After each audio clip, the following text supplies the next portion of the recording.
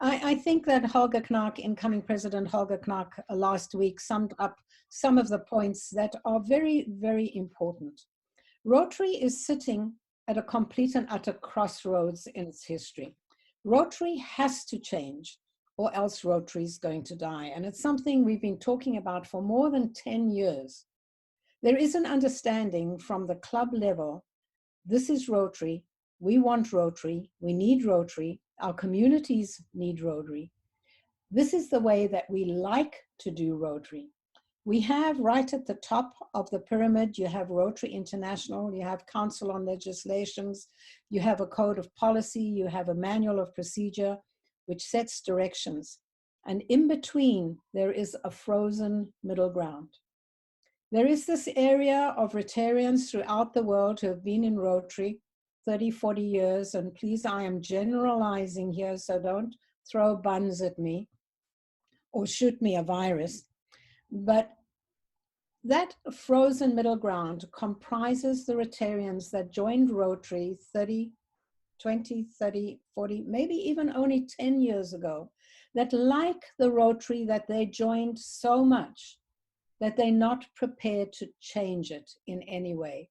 For them, coming into their weekly meeting, sitting in the same chair every single week at their meeting, having the same format, saying the Pledge of Allegiance or singing O Canada, having each format saying the same words, having the same grace, unchanged for the last 30 years, is what they want. This is their stability, and this is what their Rotary is about. But that is not the Rotary that we need for the future. That is a Rotary that is part of our background, part of what made us what we are today.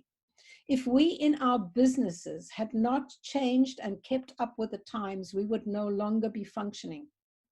So these legacy clubs that we have throughout the world, these legacy clubs are now part of our history, part of our background, but we cannot continue producing legacy clubs for the future.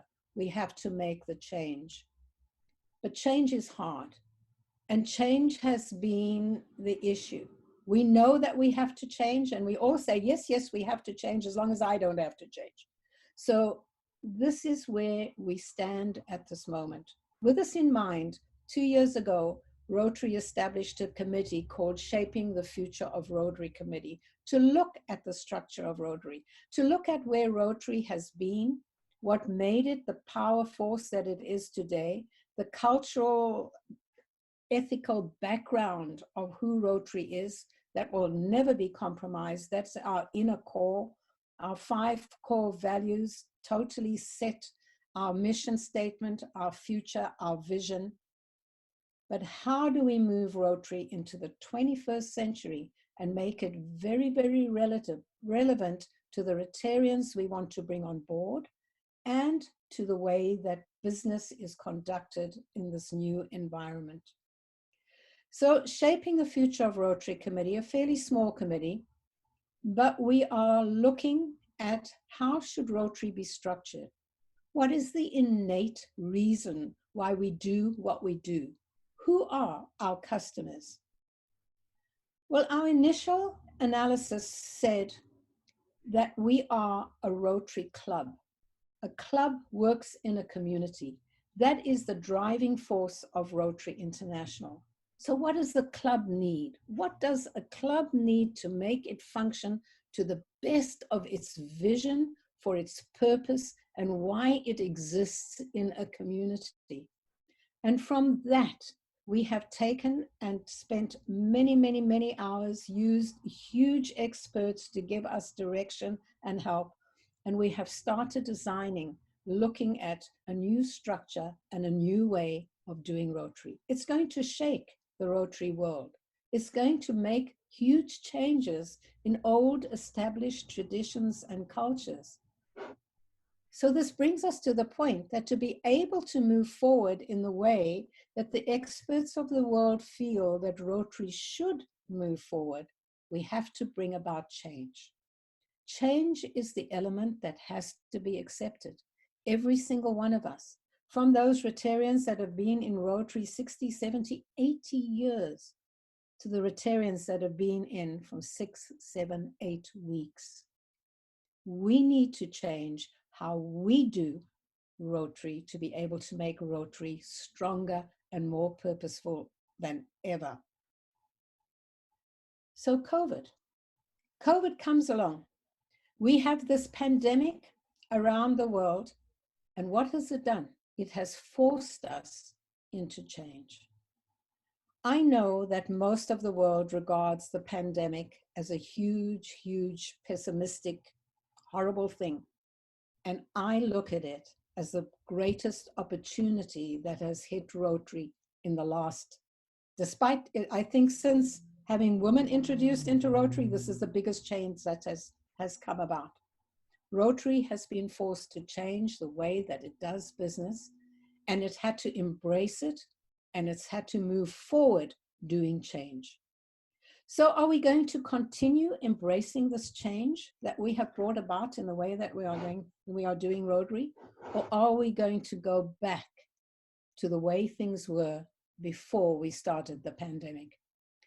We are looking at now having a meeting like this where we have 87 people together at no cost to anybody other than slipping in front of your computer, signing on, and you are part of an international family. It might just be internationally in your own district, or it might just be in your continent, but it might also be right across the world.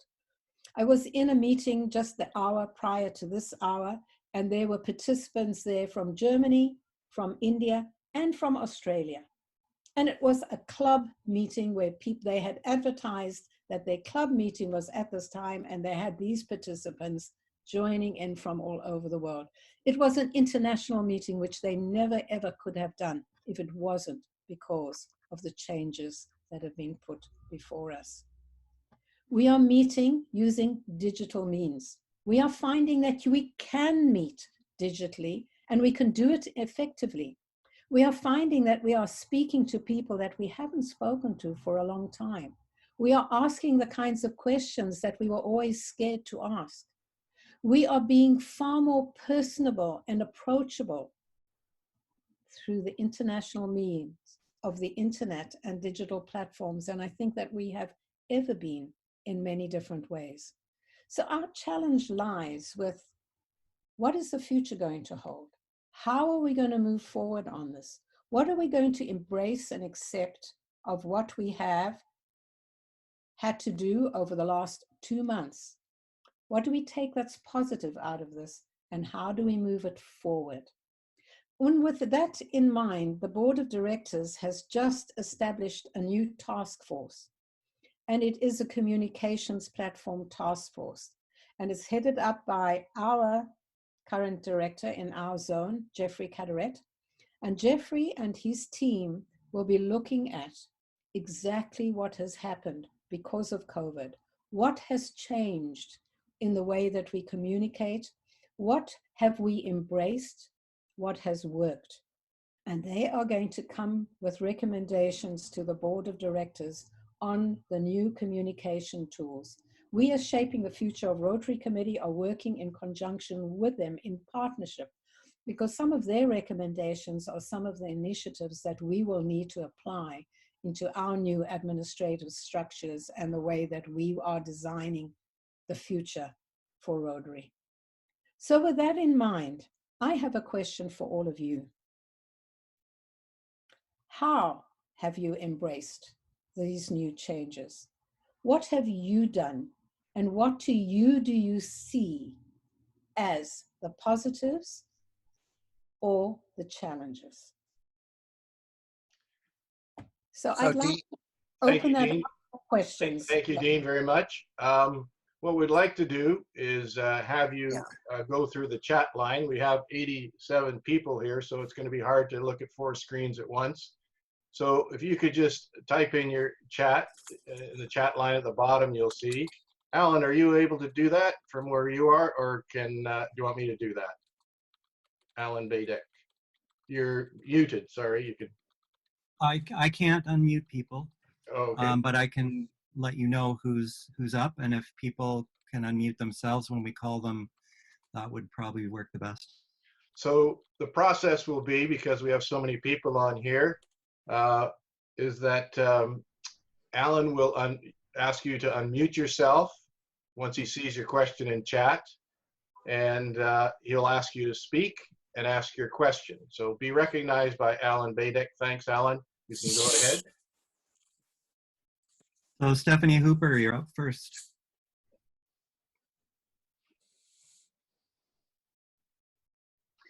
I apologize because I didn't realize it was a question. The question to us was how we have embraced, and I responded by saying that we have been meeting for 10 weeks now, our weekly meeting on Zoom. It's going quite well, and I have to say, actually, the attendance is consistently higher than it normally would be when we meet in our location. And we are currently in the process of planning our October auction to be online. Because it's so uncertain, we felt it was safer to plan it to be on Zoom.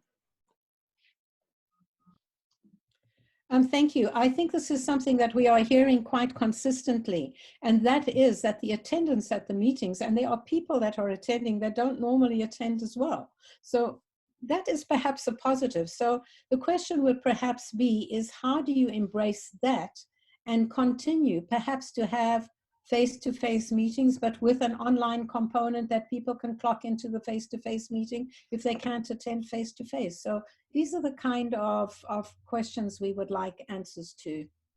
Oh. Next one, Alan. Unmute yourself, Alan. There we go. It's got to be active before it works. Greg, you're up. Yeah, I guess biggest thing is I mean, we are making the Zoom meetings work. There's certainly, very good attendance the last 4 weeks. The challenge I see is that, we miss that human touch. I mean, even Amazon went back to brick and mortar. So they had that human touch, that face-to-face. I think that's been the biggest challenge of them all. That's what we're going to have to overcome.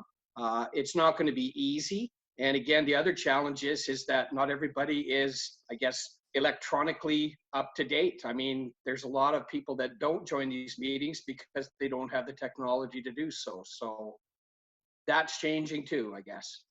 But that's what I see. Yeah, and you're so right. I don't think anything will ever replace the face-to-face connection, that fellowship that we have when we can share a moment together and expressly enjoy a moment together. And again, I guess the answer would be how do we combine this? How do we bring these together so that we take the changes that we have implemented and we introduce them into our daily routines without compromising the areas which are still critical to us. Yeah, so true, so true.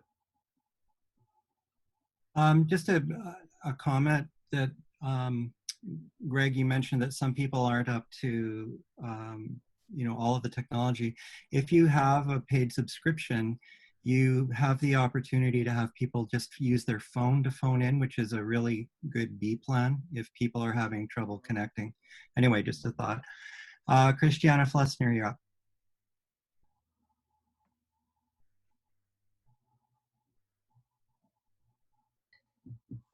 Unmute. Hi, Dean. Nice to see you again. Hi. Well, of course, the challenge is the same. The personal contact, we can probably never replace that. But for me, aside from everything we've talked about, I'm just really thrilled about the positive environmental impact this is having. All of us are not on the road. And I have a second home club in Potsdam, Berlin. And I can be there without having to fly there. So I can imagine the directors meeting more often soon. So have you seen the photos of the sky over Los Angeles with nobody driving? It's beautiful. You have never seen it. So I'm really thrilled and very excited, Dean, to hear about how we're putting this together when this is all done, because I don't want to lose Zoom, because I can peek in, I can give a presentation about the little wheelchair program that could in other clubs without actually having to be there, and not just the Passport Club and not just the E-Club. It opens up the world.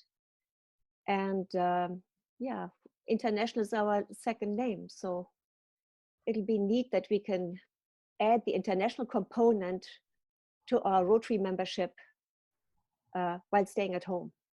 And yeah, that's just it. I'm thrilled. I'm really excited to see what you all are putting together for the future after this. Thank you. Yeah, we have to also think of the cost savings. We have to think of a Zoom meeting where we're coming together like this. What is the actual dollar value that we are spending in being together? We all have expendable dollars that we give to Rotary annually, but that includes the food that we eat at a meal. It includes our travel expenses. It includes all of those kind of hidden costs that we never equate, that we give so freely. If we had some of that funding available to us, how much more could we do in our communities? How much more could we give to the Rotary Foundation? So there again is another area that we need to look at, and we need to start challenging ourselves and say, wow, okay, if we can have a cost saving in doing this, perhaps we can reduce our dues for our Rotary clubs. If it's not going to cost us this amount of money to run our meetings and this sort of thing, then perhaps we can reduce our club dues, which is then more attractive for new members, especially the younger members that we are trying to bring on. So these are all the sort of considerations that I think we need to look at from a positive way and grasp the opportunity. But yes, Christiana, absolutely. I mean, last year, 5 times in Russia, twice in Africa, all my trips to Europe, all my trips across America, wow, am I saving Rotary money by staying home this year? It's quite amazing. Yep. Corrine, you're up. Hi, so yeah, we've gone to the Zoom meetings as well. We started out with about 18 of our 42 members. We've gotten up to 32. We still have some people that do have some technical difficulties. So we're fortunate to have some IT specialists in our club. So they've been calling and helping people one-on-one just to kind of resolve those, or some are hardware, so they're taking a little longer. But as you say, you can use a phone, and most people do have a smartphone, although it can be limiting. So that's been good. We've also added some social events. So we used to have a Guess Who's Coming to Dinner, which was wonderful. You could get to know some of your club members a little bit more by having dinner at their house. So we had a Guess Who's calling for dinner, and did it through Zoom. And we just had little groups of 6 or 8 that had a dinner party they made whatever they made, and then we talked, and it was actually really nice. I don't say that it substitutes, it doesn't 100% substitute for being there, but it was still very rewarding to be able to do that and get to know each other a little bit more. So, I mean, I think it's got some really good potential. We do have a very wide range of people who've been involved in Rotary for 50 years, down to very new members. Just got a member while we're in COVID, actually. Excellent. Excellent. And so we do have kind of that mix, and we're trying to look at how to balance that mix of people that do need that. They want that companionship and that fellowship, which is so important to our club as a Rotary club. And then also to protect our vulnerable members, because we do have vulnerable members as well that are vulnerable to the virus. So we are looking at that. And our Cleon is our president. She's been amazing in trying to get people going and staying connected through this time. So I think it's really exciting. There's no way I would be able to participate in the Hawaii convention, but maybe now I can. So, I mean, I think it's exciting for me in one respect that I think I could, and our club can connect with other clubs around the world, time differences or whatever, but we can figure this out. Morning club with a evening New Zealand club, who knows, that could work. So that's I don't remember the name of the lady who talked before me, Christiane. Anyway, so I agree with that. That's very interesting. Obviously, we're still going to have on the ground projects that are doing something and making a difference to feel that we're really making an impact on the world. Obviously, those have to be in person. And maybe thinking about how we optimize when we use Zoom and when we use, when we do in person, and that we are cognizant and making sure that we keep that fellowship as part of it, and do what we can, because we want to honor those people who have built and created Rotary and made it so strong, while we're also moving into, like you say, the new century. And you're right, COVID has pushed a lot of people in our club, and I have so proud of so many that probably wouldn't have done it, but they have gone on and they've done it, and they've done it successfully, and they're just amazing, inspiring people. Thank you, Corinne. Yeah, absolutely. The challenges are there, but the opportunities are definitely there as well. Well said. Well said. Next one. Will, you're up.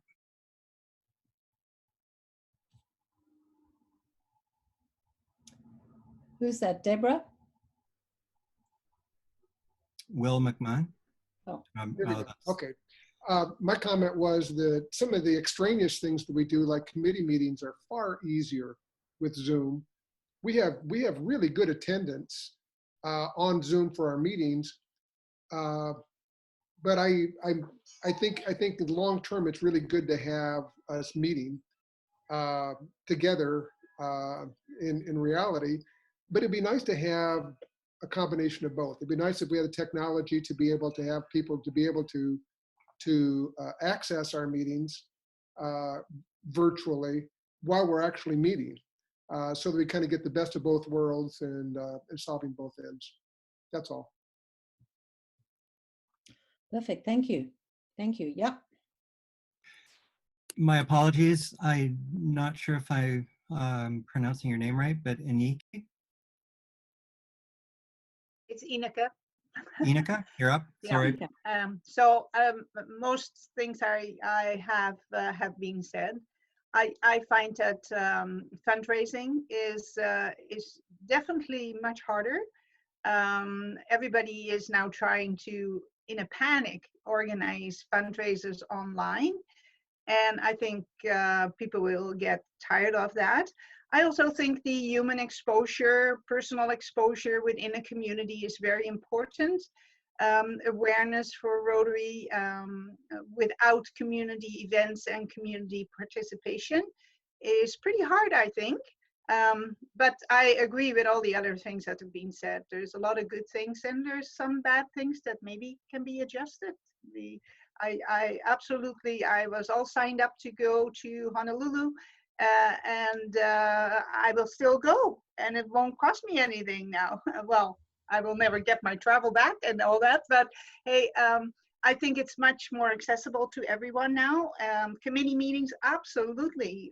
I think they should stay on Zoom. It saves time, it saves energy, and so much easier. Yeah, a lot of good comments. Thank you. Ineke, thank you. And thank you for raising the specter of fundraising, because that is an issue. That's a huge challenge. We are facing economic disaster in many parts of the world. And that means that donations to our Rotary Foundation, to our Rotary clubs, and just to our community projects are definitely something which we are going to have to deal with. But that's the reality of it. It's the challenge that we have.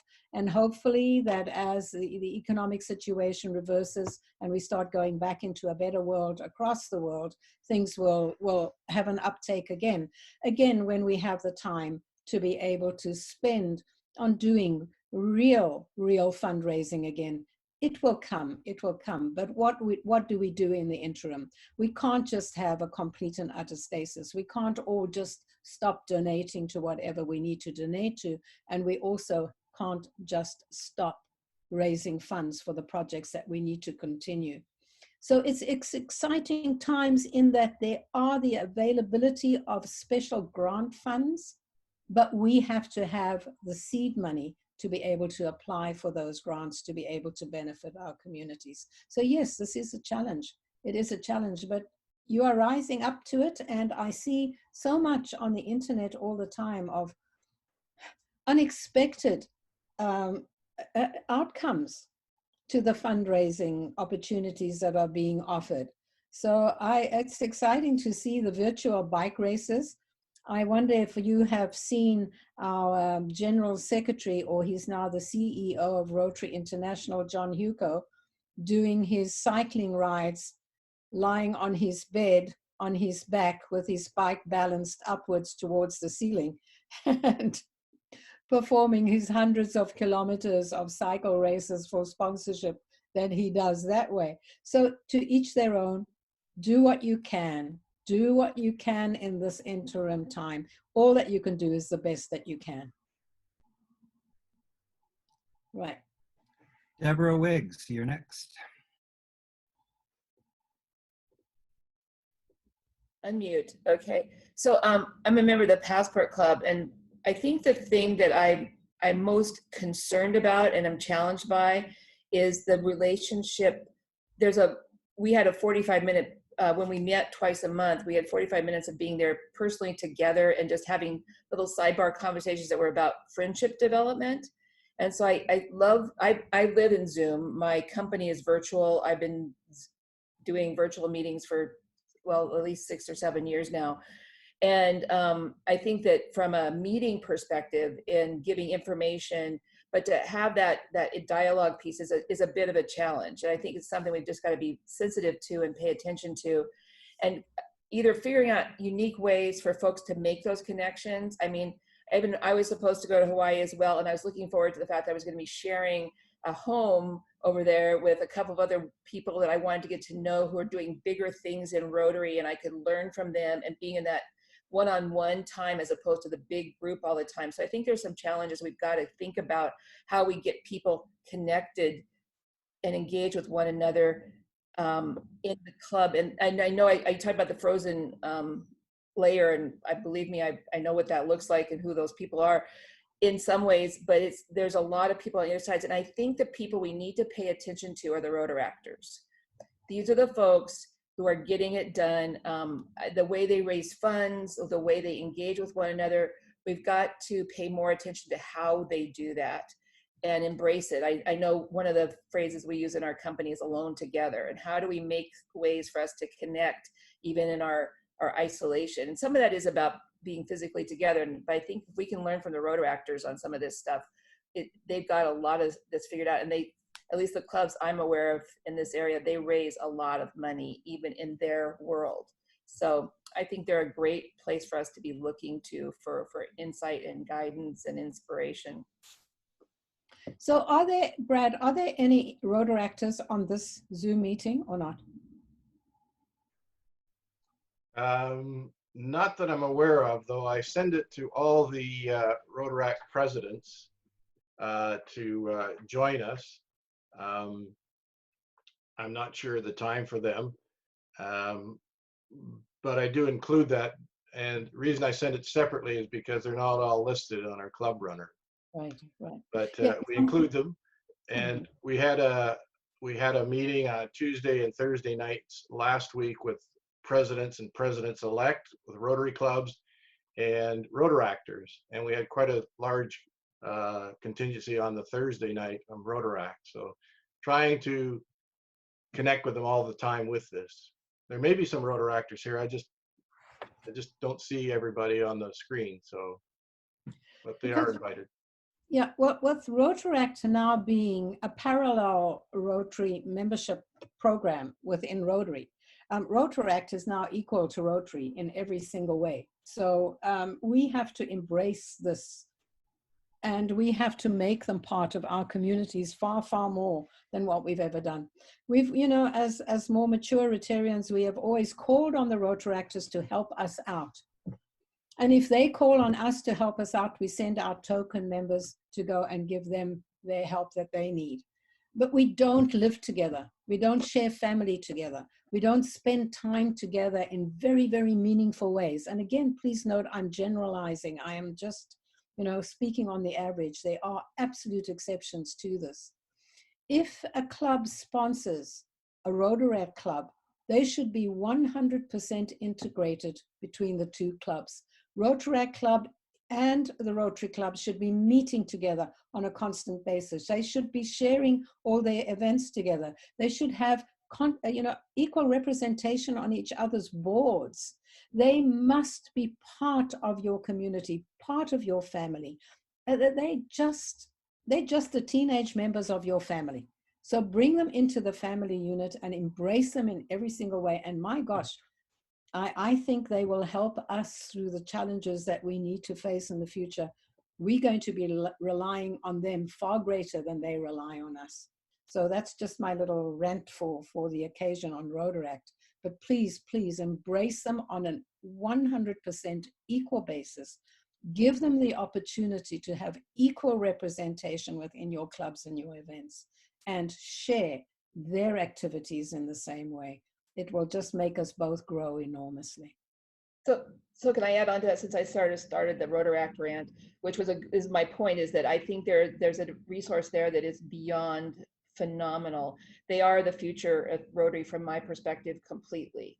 And but what's interesting to me is I'm making the connections with them as a Rotarian, because I know several younger professionals who are not engaged, who want to do service not only within my company, but also within the clients that we work with. And I'm touching them every single day, and we get into conversations, and they want to go do something and serve. And they're, by nature, being in healthcare, they want to do that. And so think about the people that aren't in Rotary today that you touch in your organization, your companies, your communities, and engage them into Rotaract as well. That's kind of my thing. So, yep. Like to do stuff virtually. Thank you. Edward from Marysville Sunrise, you're up. Well, good morning, everybody. I'm just really pleased to have Deborah talking about Rotaractors, because that was actually my comment, was going to be because of Morgan, who is a Rotaractor, I believe, in Snohomish County.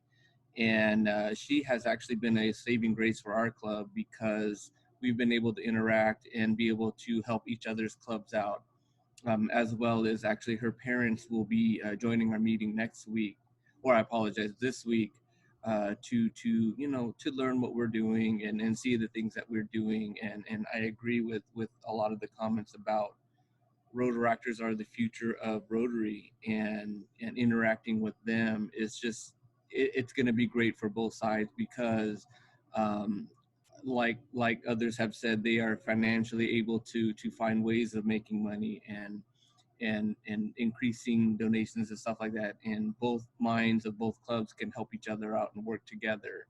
And then the only other comment I was going to say was, with these Zoom meetings, we're able to interact with so many people in so many different places, countries, different areas. And, our club is, our kind of theme saying is, we're small but mighty. And we love our community. We love the things that Rotary can help us do to benefit our communities. And I thank all of the upper officials in Rotary for all of the help, all of the advice that has been given to all the Rotarians. I'm a president-elect myself, and I've learned so much in just the last few months through these meetings, as well as I was able to go to the PETS seminar as well, which was an amazing event that I'm so blessed that I was able to be a part of. So, but thank you everyone for all the advice and information and all the nice words. So Edward and Deborah, I would like to make a recommendation. Rotaract is not the future of Rotary. Rotaract is the today of Rotary. They are already part of it in every single way. We're not going to wait for them to be the future. We just embrace them today and make them strong as they possibly can and help us grow today. Correct. The contextual concept behind that for me is that it's how they do what they do, and how we build on that, as opposed to hanging on to our old mindsets and models that I was thinking about. Is that's how it's going to sustain Rotary. So you just, allowing them to be what they are and be strong at it is, I think, a part of it. I was even thinking that, I think it was Morgan, or we had a program from a Rotary actor that I'm pretty sure is from your club, Edward, that was, they did a whole month of reading books to kids online, and a story hour during the when this first started. And it was, when they did that program for us, it was fascinating to me, what she talked about, what they just got it going on their own and read to kids every night stories from their Rotary Actor Club. And it was so amazing. And the responses that they got, and the kids that were listening, that were isolated and stuff, was pretty cool. I would have to say that was a wonderful program that they started, and I'm so happy that they did that, because I potentially have, in my community, I own a store that I see a lot of parents and a lot of kids that I send them that way when they need some nice readings and some nice things that they can do aside from being bored at home doing nothing. And on the second note, I'm kind of in the realm, or in the middle of the senior members as well as the Rotaractors. I'm kind of in the middle, so I'm learning from both sides how to manage, how to embrace them and make them the Rotary now. And thank you for that information, Dean Rohrs. I will take that and go run with it. Good. Right, let's. Mary Schoenfeld, you're up.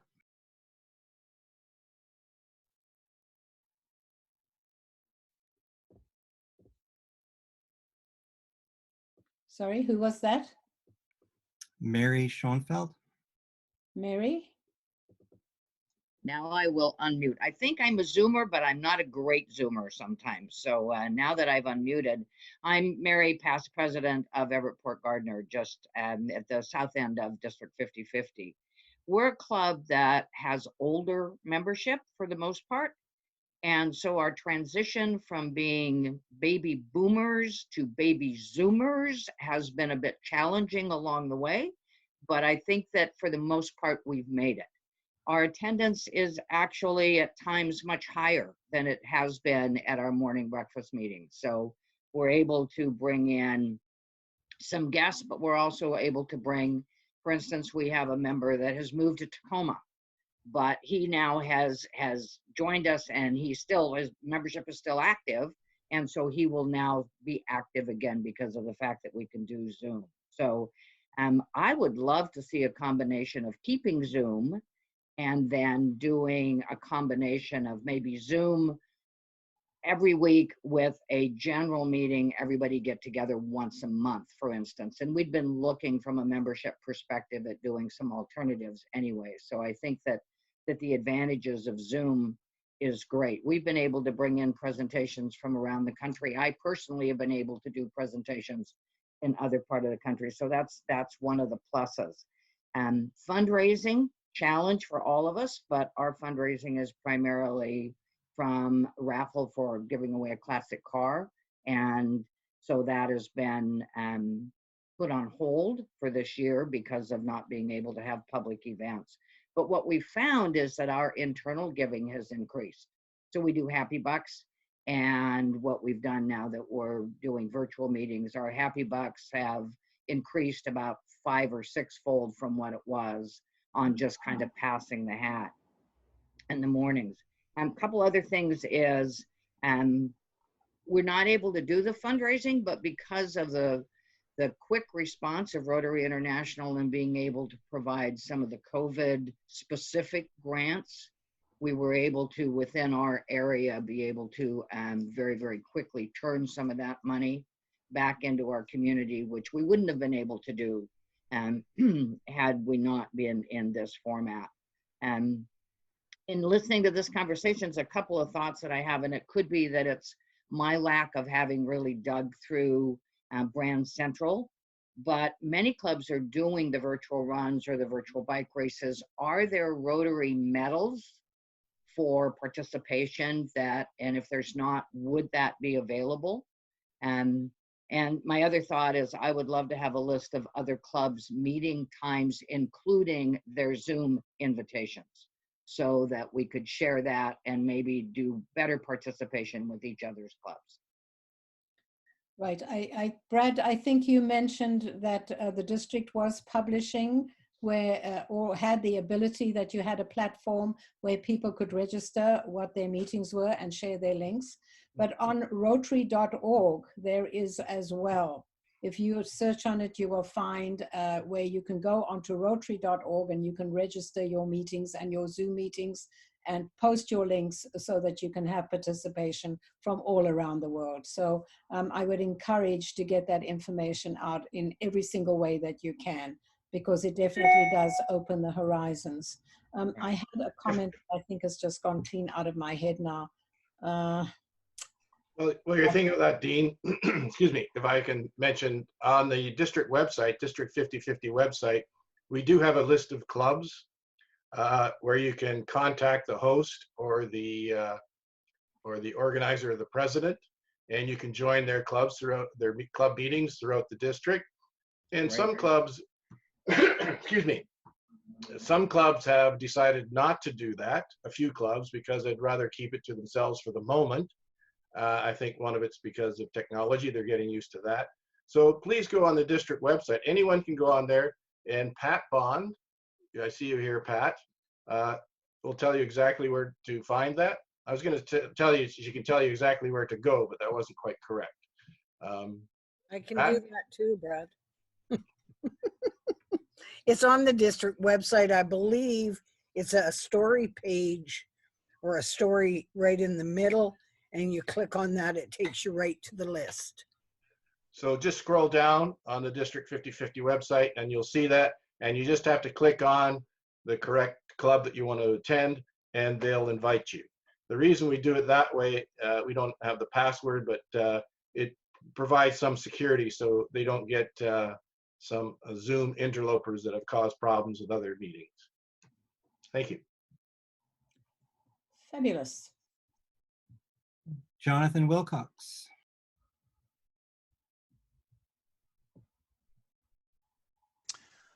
Yeah, I threw in a few comments in there just about, I don't think there's anything necessarily new based on some of the feedback we've been getting. Just the fact that, of course, we've been opening up to more members from a global level. We had a meeting last week with actually 3 members from the Caribbean and Jamaica. So that was kind of fun, added a little bit of flair to the meeting. Fundraising, of course, has become an issue. And then the time it's taken for a lot of people to embrace the technology and learn it, or even want to be part of it. Some people are naturally,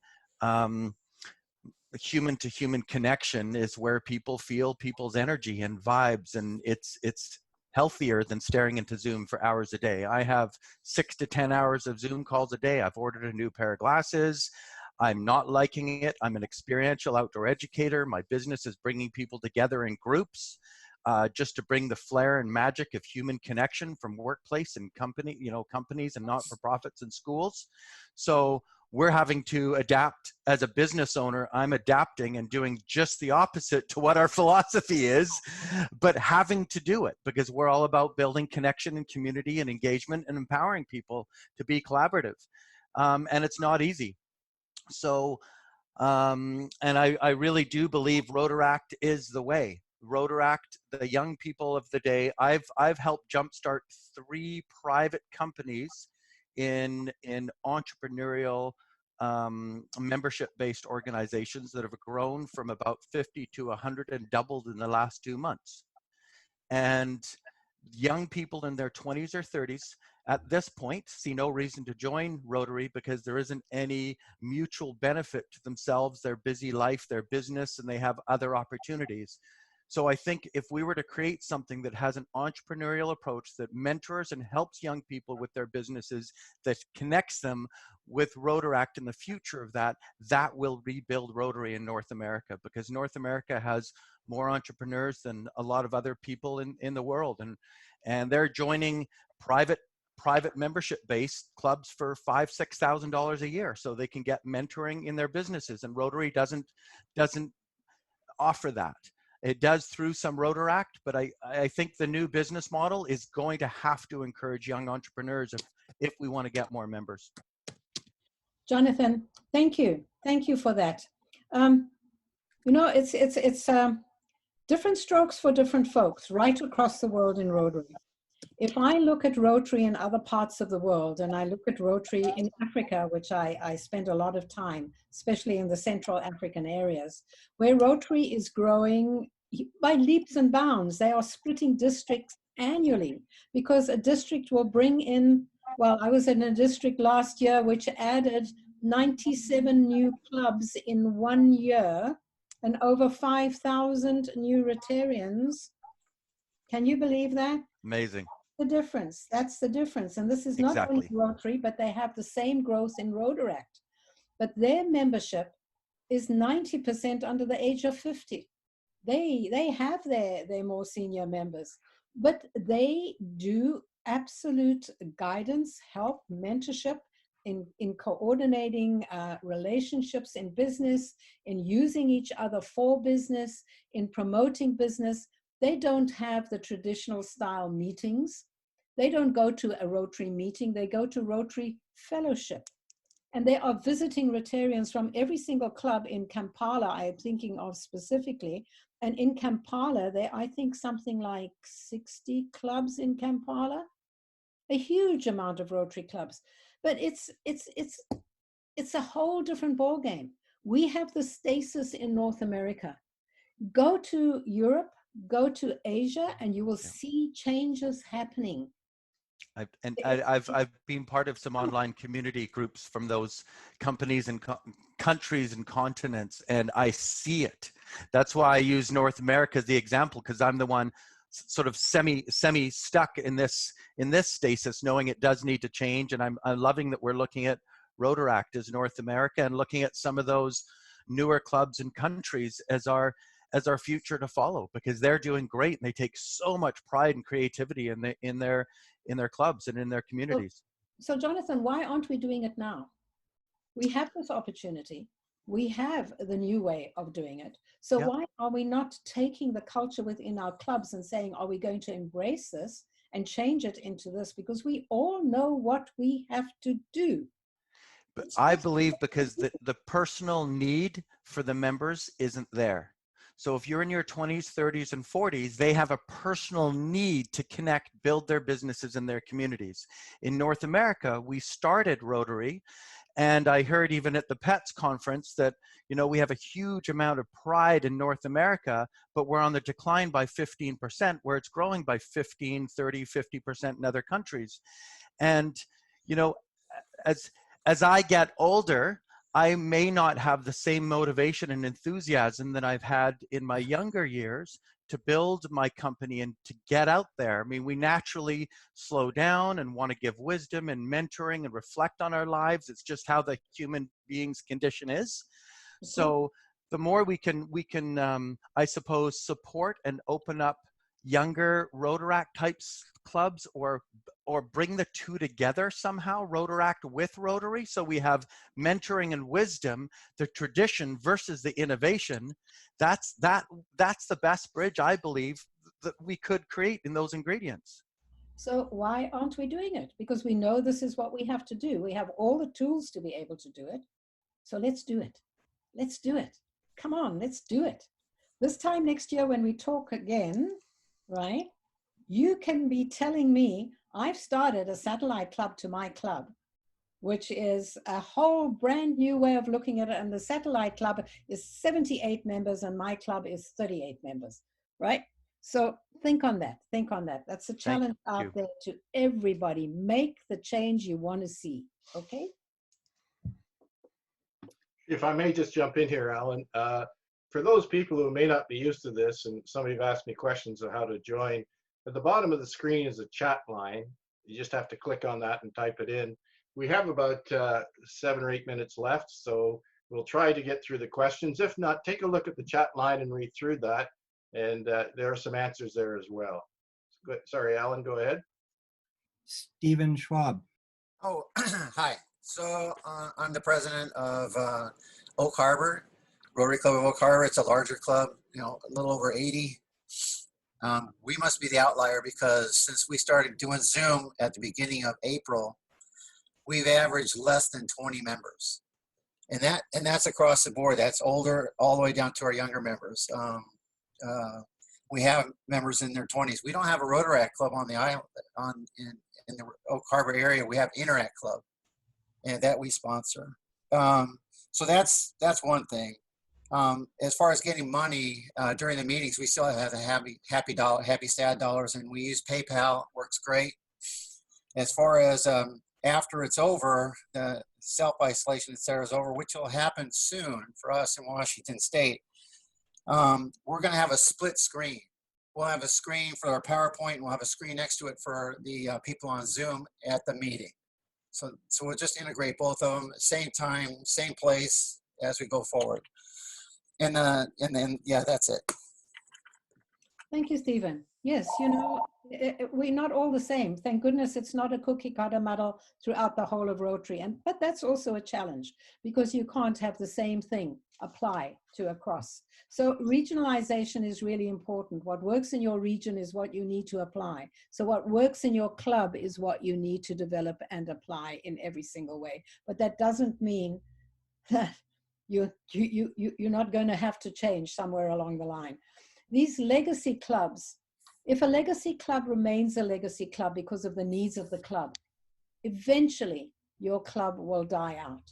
And that is a statistic that has been proved year after year. It declines until it implodes. And the younger members then move away to other more exciting adventures. So start a satellite club, start a hybrid, start something that you can run parallel to your club, but that can support your club until you become one unit. That's the only recommendation. Yeah. Yeah, actually, and that's fair enough. But our club is growing. We haven't had a problem with growth, and mostly younger members. In fact, we've had former presidents come back bringing their kids. That just happened within the last year. So, but you're right. We can always, but we did reach out to the high school and start an Interact Club. So we can probably try something else as well. Good job. No, you're doing something right. Congratulations. Bill, you had a comment about online training. Indeed. Thanks, Ellen. Hi, Dean. My nose there as well, I see. I just wanted to mention that one of the things that has changed drastically since we've gone to this new digital means of having meetings and such like is also the digital training that is going on right now. And I'm sure even in our district, I'm sure District Trainer Rod Thompson is working on various training programs. And I would just like to encourage everyone that if you see some online training coming from either the zone or from RI or from the district, try to embrace that, try to get involved and continue with the involvement with Rotary. Training is very important. Things are changing all the time and we need to keep ourselves informed. So thank you for the time. If I may jump in there, Dean, excuse me. Yeah, sure. Just to add on to that, every Wednesday night we have training sessions. You should be getting emails to register for those. We have at least 2 different ones per night. We have a membership one coming up, and somewhere down the line we're going to have one on virtual fundraising, and that's coming from a district governor in either Eastern Canada or Eastern US. So I really encourage you to enroll in that, or get your other members who are very specifically related to those training. They'll be on treasurers and secretaries work, etc. Because we want to have the clubs or the people in the clubs who are doing jobs next year to be very effective at it and also to enjoy it. Now I see we're nearing the hour here, Dean. I would like to ask you if you would just do a comment at the end, and before we go, I want to say thank you to everyone who's participated. We may not have gotten to all your questions, but thanks for participating. You can look at the chat line and see the questions and answers there.